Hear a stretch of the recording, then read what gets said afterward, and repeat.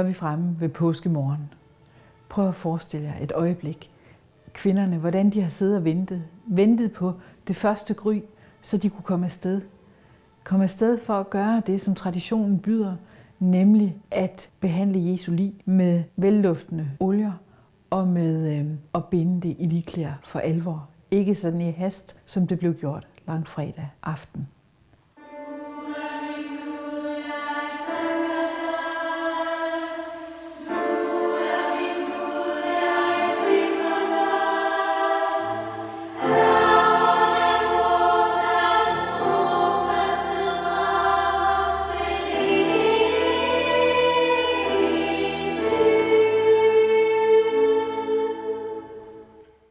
De begiver sig ud mod graven sammen og snakker på vej derud om, hvordan de dog skal klare den første opgave, nemlig at få væltet stenen fra graven.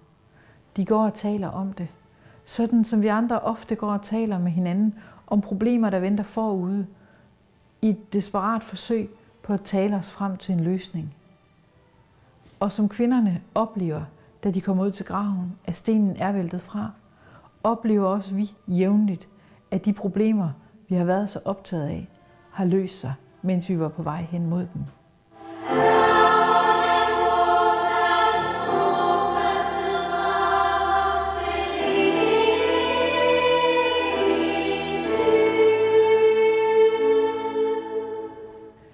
Nu står de der over for englene, som sidder inde i graven og spørger. I søger efter Jesus fra Nazaret, den korsfæstede. Han er ikke her. Han er opstået. Se, der er stedet, hvor de lagde ham.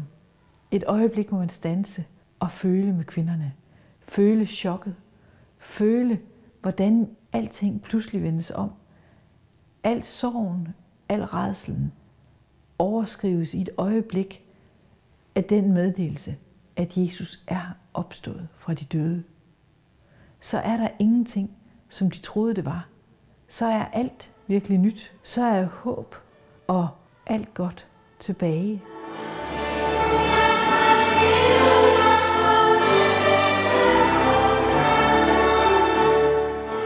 Kvinderne skynder sig tilbage, som englene har sagt, de skal, til disciplene. Imens går Maria Magdalene ude i haven og har ikke helt forstået, hvad der er blevet sagt. Hun tror, at nogen har taget Jesus og lagt ham et andet sted, og spørger havemanden, da hun ser ham: har du fjernet min herre og mester? Og hvis du har, vil du så ikke godt sige, hvor du har lagt ham, så jeg kan komme til at gøre det, jeg skal? Og havemanden svarer: Maria. Og Maria genkender Jesus og svarer: Rabbuni. De første kvinder er nået hjem til disciplene, og nu løber Peter og Johannes ud til graven. Johannes stod ude under korset og tog Maria til sig på Jesu befaling, mens Jesus døde i sorg og pine. Men Peter var ingen steder. Vi hører ikke om ham, at han var med. Efter at han har fornægtet Jesus 3 gange, skærtorsdag nat, går han ud og græder, da hanen galer, og så hører vi ikke mere om ham før nu, påskemorgen, hvor det er ham, der på trods af sine fornægtelser går først ind i graven.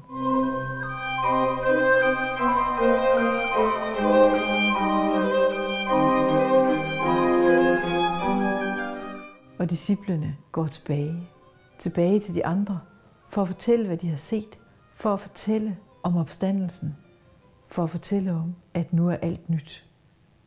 Kristendommen er i al sin enkelthed resultatet af nogle ganske få mennesker, der ser og tror, og derefter ikke kan holde det, de har set, og det, de tror, for sig selv.